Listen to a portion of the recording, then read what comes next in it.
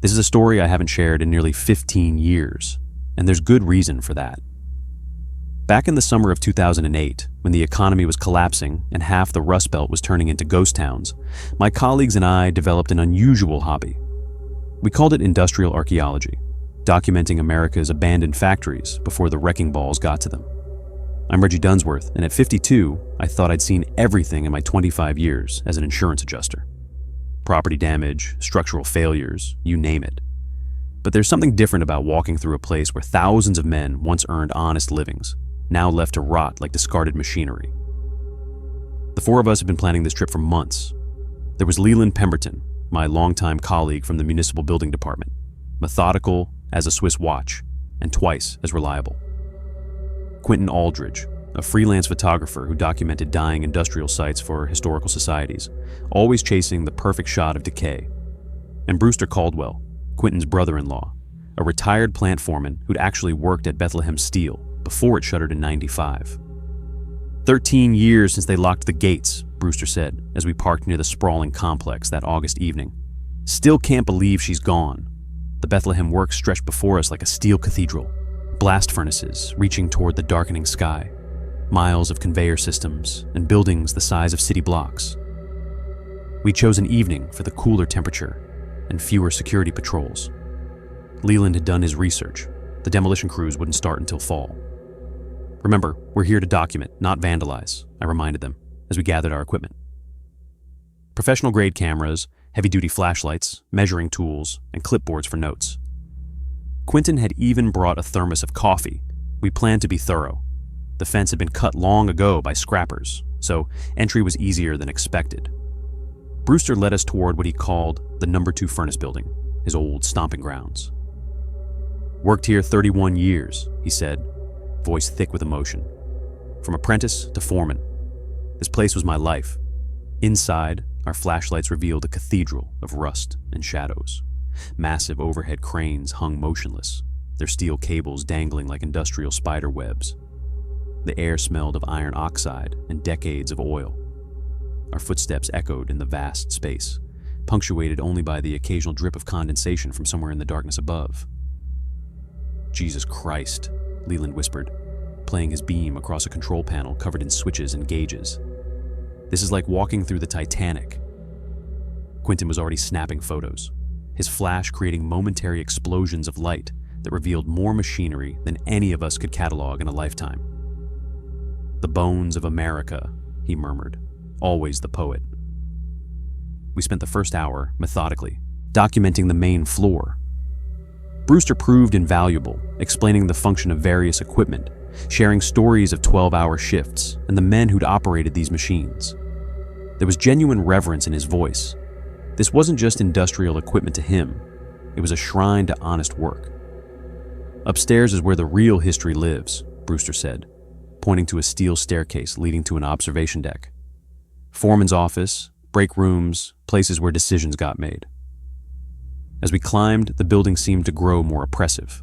Our flashlight beams couldn't penetrate far into the upper reaches, and strange sounds echoed from the darkness. Settling metal, wind through broken windows, the building slowly dying. The foreman's office was exactly as Brewster had described, a time capsule from 1995. Calendars still hung on the walls, coffee cups sat on desks, and production schedules remained posted on bulletin boards. It was as if everyone had simply walked away one day and never returned. That's when Quentin noticed something odd. "Hey, check this out," he called from the corner office. We gathered around as he illuminated a section of wall that had been recently disturbed. Fresh spray paint formed a crude pentagram, the paint still tacky enough to reflect our flashlight beams.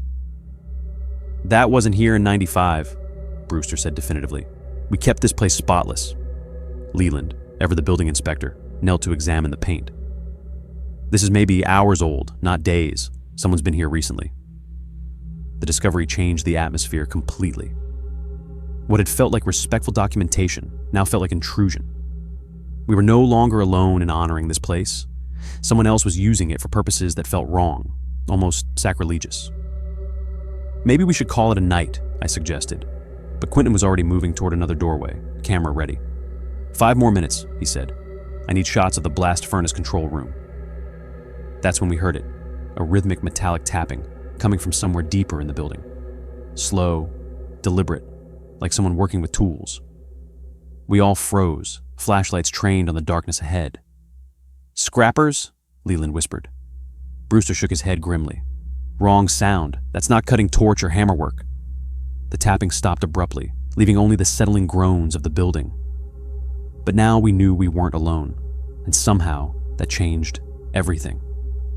Part 2. We stood frozen in that foreman's office for what felt like an eternity, listening to the silence that had replaced the metallic tapping. Brewster's weathered face was grim in the flashlight glow.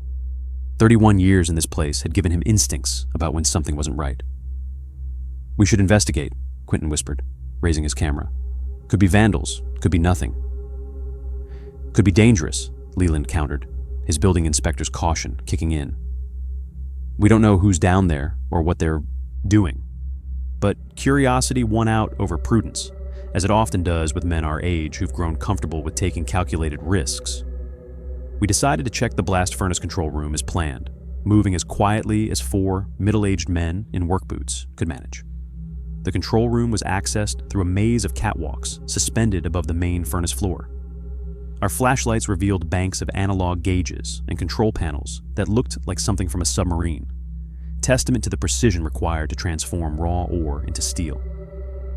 Brewster moved through the space like he was visiting an old friend's grave, touching controls he'd operated thousands of times. "This is where we controlled the entire operation," he explained quietly. "Temperature, flow rates, timing, everything ran through here. 8 men could manage the whole furnace from this room." Quentin was documenting everything, his camera flash periodically illuminating the space in stark detail. That's when we saw them, fresh footprints in the dust covering the floor, leading from the control room toward a maintenance stairway we hadn't noticed. "Someone's been here recently," I observed, kneeling to examine the prints. "Multiple people, by the look of it." Leland checked his watch. "It's past 9. Whatever legitimate business someone might have here ended hours ago." The maintenance stairway led down into the bowels of the furnace complex, areas Brewster admitted he'd rarely visited during his working years. "Maintenance tunnels, utility spaces," he explained. "Only the repair crews went down there regularly." Against our better judgment, we followed the footprints down the narrow staircase. The air grew thicker, more oppressive, heavy with the smell of rust and something else, something organic and unpleasant. Our flashlight beams revealed a network of tunnels lined with pipes and electrical conduits, a hidden circulatory system for the massive facility above. That's when we heard voices. They were coming from somewhere ahead, muffled but distinct. Multiple people engaged in what sounded like a rhythmic chant. The words were indistinct, but the cadence was unmistakably ritualistic. "What the hell?" Brewster muttered, his voice tight with anger. "This place is sacred ground. Men died here, lived their whole lives here." We crept forward, following the sound through a series of utility corridors until we reached a junction where several tunnels met. The voices were clearer now, and Quentin risked using his camera's zoom function to peer around the corner. What he saw made him immediately pull back, face pale. He held up 4 fingers, then pointed downward. In the central utility chamber, 4 figures in dark clothing were arranged in a circle around something on the concrete floor. Candles provided flickering illumination, and the metallic tapping we'd heard earlier was apparently some kind of makeshift percussion accompanying their chant. "Satanists?" Leland whispered incredulously. "Worse," Quentin replied. "They're desecrating this place." That's when one of the figures looked up directly at our hiding spot. Even from 50 feet away, we could see his eyes reflect our flashlight beam like an animal's. "Run," I said simply. We didn't need further encouragement. 4 men in their 50s don't move with the same speed we possessed in our 20s, but desperation and adrenaline carried us back through those utility tunnels faster than should have been physically possible. Behind us, we could hear shouting, the scrape of boots on concrete, and something else, the sound of metal tools being dragged across the floor. "They're blocking the main stairs," Brewster shouted as we reached the upper level. Indeed, flashlight beams were visible at the primary exit we'd used to enter the building. "Emergency exit," Leland gasped, his building inspector knowledge proving invaluable. "Every facility this size has multiple egress points." We found ourselves in a chase through the industrial maze, our pursuers' voices echoing through the darkness behind us. They weren't just trying to scare us away. Their shouts were specific, personal threats about what they'd do when they caught us. Quentin's camera flash became our salvation, its powerful strobe momentarily disorienting our pursuers as we navigated between massive pieces of machinery. Finally, Leland's knowledge paid off. He located an emergency exit that led directly to the parking area. We burst through that door like men half our age, not stopping until we reached the car. Brewster, despite his emotional attachment to the place, didn't look back as we drove away. 31 years I gave to that place, he said quietly as the steelworks disappeared in our rearview mirror. Raised 3 kids on what I made there, and now... He didn't finish the sentence, but we all understood. Whatever those people were doing in the tunnels beneath Bethlehem Works wasn't just trespassing or vandalism, it was desecration of something sacred. The final insult to a place where honest men had spent their lives building America. We never reported what we saw, and we never went back. Some stories are better left untold, some places better left to the memories of the men who knew them when they were alive. The demolition crew started work 2 months later. I like to think they cleared out more than just old steel that fall. This happened back in late October of 2018, about 6 months after my divorce was finalized. I just settled into a small rental house on the outskirts of Millfield, Montana. One of those places where the nearest neighbor is close enough to wave at, but far enough away that you can't hear their dogs barking. After 23 years of marriage and 2 decades of constant noise from Linda's reality TV shows and our kids' chaos, the silence was exactly what I needed. The house wasn't much to look at. A weathered single story with peeling white paint and a gravel driveway that crunched under my work boots every evening when I came home from the agricultural supply warehouse. But it had something my old life didn't: peace. The kind of deep prairie quiet where you could hear your own thoughts without someone asking what you were thinking about. I'd fallen into a routine by then: work at the warehouse from 7 to 6, stop by Mel's Diner for dinner most nights, then home to catch whatever was on the History Channel before bed. Not the most exciting life for a 54-year-old man, but it beat the constant arguing and sleeping on the couch. That particular evening started like any other. I'd skipped dinner at Mel's because I was fighting off what felt like the beginning of a cold, so I called Wong's Palace, the only Chinese place in 3 counties that would deliver out to my area. The kid on the phone said it'd be about 45 minutes, which was typical for the distance. I just settled into my recliner with a beer when I heard gravel crunching in the driveway. The digital clock on the cable box read 8:23 p.m. Either they were running early or someone had taken a wrong turn on the county road. Through the front window, I could see headlights, but they shut off immediately. That struck me as odd. Delivery drivers usually kept their engines running. I waited for the doorbell, but instead heard car doors slamming. Doors, plural. That was the first thing that made my stomach clench.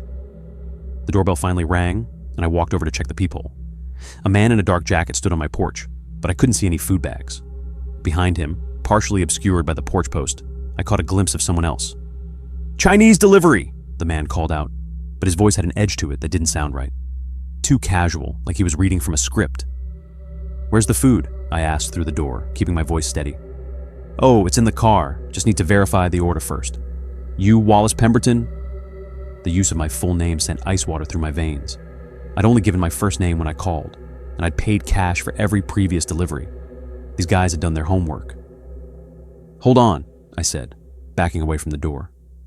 My hands were shaking as I grabbed my cell phone and dialed Wong's Palace. "Wong's, how can I help you?" came the familiar voice of Mrs. Wong. "This is Wally Pemberton. Did you guys send someone out to my place already? Mr. Pemberton? No, your order just went in oven 5 minutes ago. Maybe 30 more minutes." The blood drained from my face. "Are you sure?" "Yes, very sure. Is everything okay?" I hung up without answering and crept back to the front window. The porch was empty now, but I could see 2 figures moving around my property, one heading toward the back of the house, the other circling toward my pickup truck. With trembling fingers, I dialed 911. 911, what's your emergency? This is Wallace Pemberton at 2847 County Road 15. There are men on my property pretending to be delivery drivers. I think they're trying to rob me. Are you in immediate danger, sir? I don't know. They're outside, moving around the house. Stay on the line, Mr. Pemberton. Units are en route. I killed all the lights and grabbed my grandfather's old hunting rifle from the bedroom closet. The rifle felt heavier than I remembered, my hands slick with sweat, as I positioned myself in the hallway where I could see both the front and back doors. Through the phone, the dispatcher's voice was a lifeline in the darkness. "Mr. Pemberton, are you still there?" "Yeah," I whispered. "I can hear them outside. One's at the back door." The sound came softly at first, a gentle scratching at the rear entrance, like someone testing the lock. Then I heard the unmistakable sound of metal on metal, tools working against the door frame. My heart hammered so hard, I was sure they could hear it through the walls. "Sir, deputies are approximately 8 minutes out. Do not engage. Stay hidden." 8 minutes felt like 8 hours. The scratching at the back door stopped, replaced by an ominous silence that was somehow worse than the noise. I strained to listen, wondering if they'd given up or if they were planning something else. That's when I heard the basement window. The house had a small cellar accessible from outside, something I'd barely paid attention to when I moved in. Now, as I heard the distinct sound of old wood splintering, I realized my mistake. They weren't trying to break down doors. They were coming up from below. "They're in the basement," I whispered into the phone, my voice barely audible. "Sir, help is almost there. Stay calm." But calm was the last thing I felt as I heard footsteps on the basement stairs.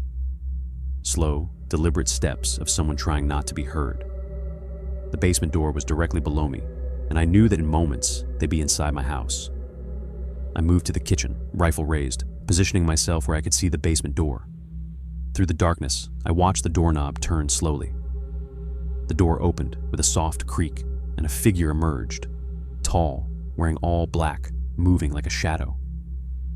"I've got a gun," I called out, surprised by the steadiness in my voice. "The police are on their way." The figure froze, then turned toward my voice. In the dim light filtering through the windows, I could see his face, weathered, with cold, eyes that seemed to assess me like I was livestock. "Easy there, old-timer," he said, his voice carrying a hint of accent I couldn't place. "No need for anyone to get hurt." "Get out of my house," he smiled, a thin, predatory expression that made my blood run cold. "See, that's where you're wrong. This is our house now." That's when the front door exploded inward. The sound was deafening, wood splintering, metal tearing.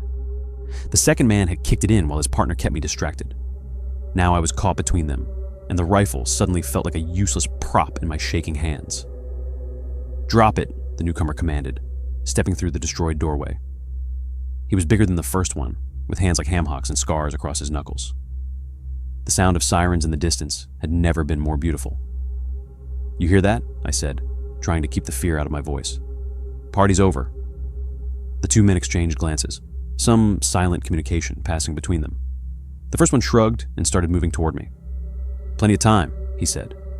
I raised the rifle, finger on the trigger, but my hands were shaking so badly I wasn't sure I could hit anything. That's when the spotlight hit the windows, brilliant white light flooding the house as the first patrol car skidded into my driveway. The transformation was instant. Both men bolted, the basement intruder diving back down the stairs while the door kicker vaulted through the front window in a shower of glass. Within seconds, they'd vanished into the prairie darkness like they'd never been there at all. Later, as I gave my statement to Deputy Martinez, he found something in the basement that still haunts me.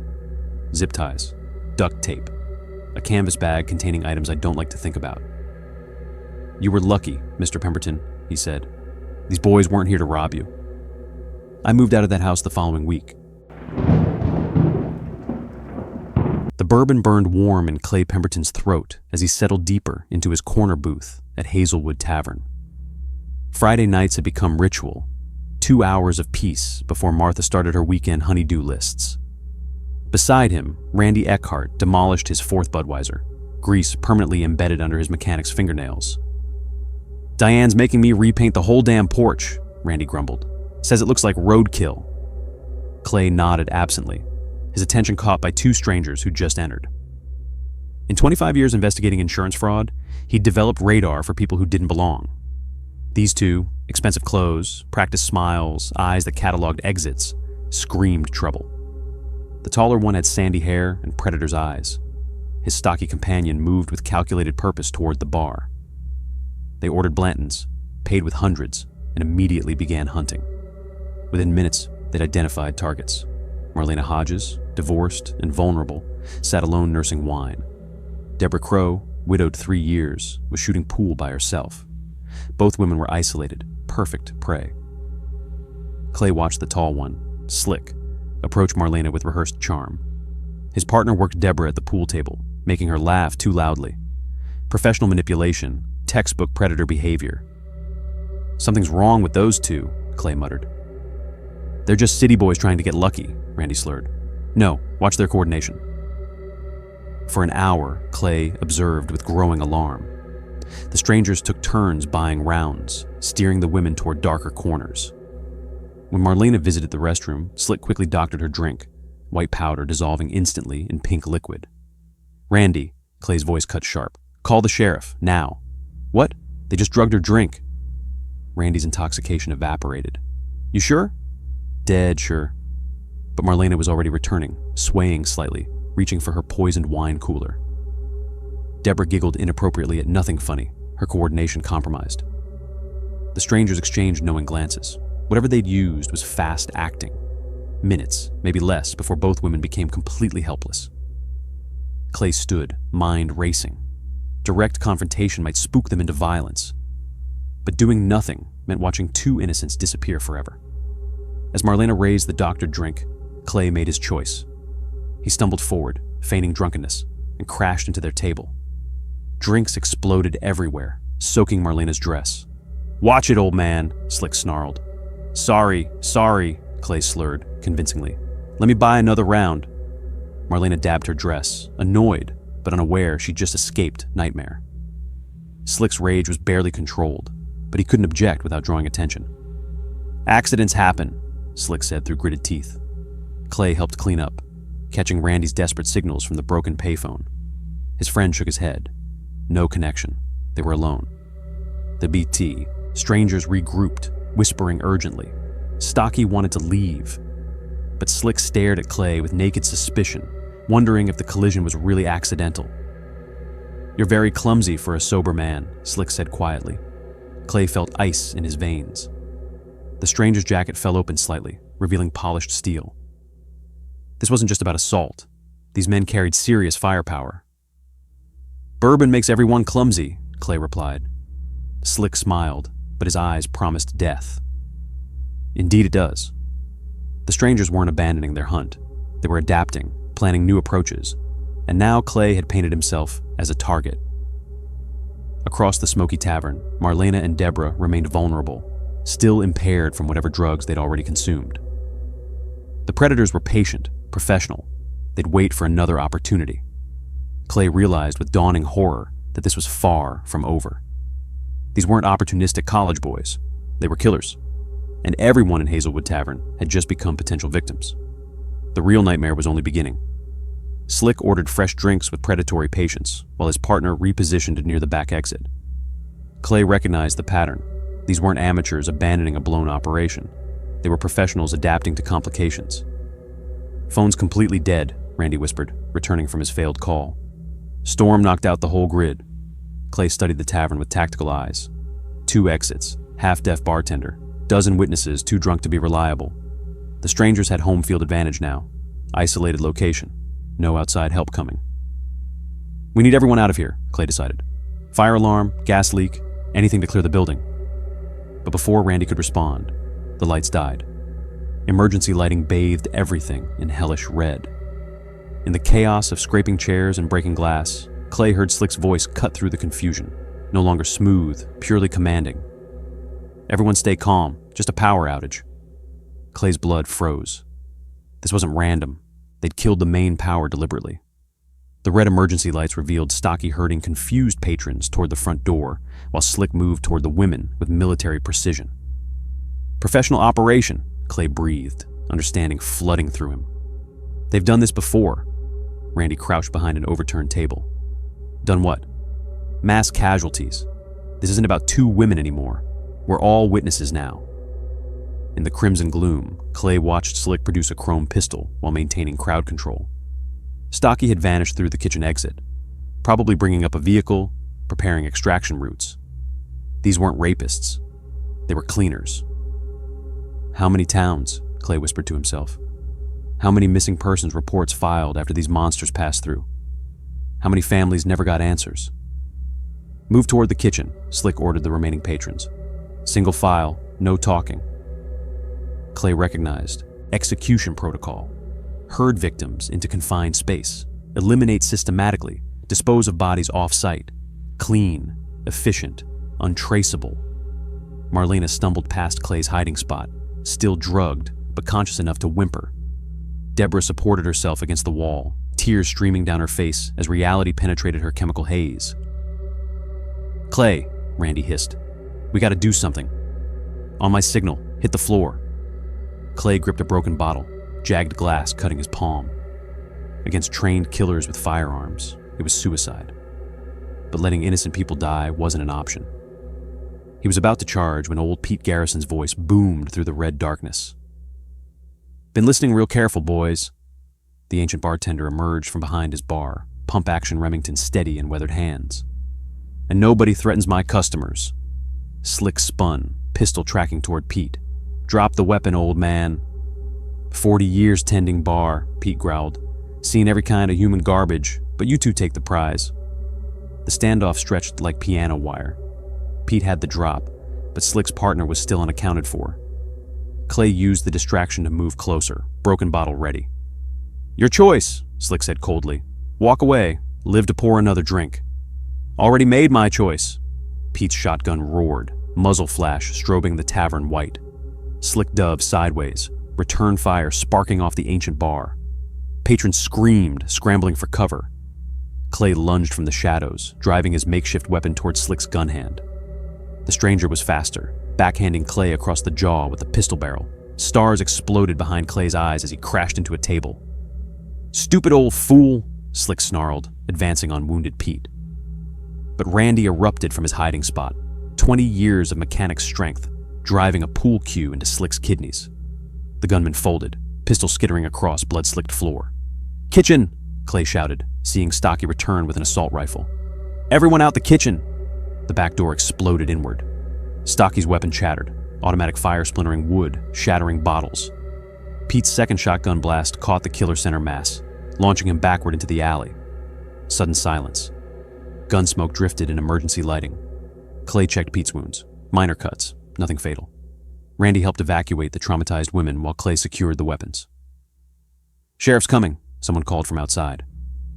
As sirens wailed in the distance, Clay stared at the carnage. 2 professional killers, stopped by small-town stubbornness and dumb luck. How many other towns hadn't been so fortunate? "Bourbon?" Pete offered, surprisingly steady. Clay accepted the glass, hands still shaking. "Double." Some nightmares ended with bullets. Others just moved on to the next town.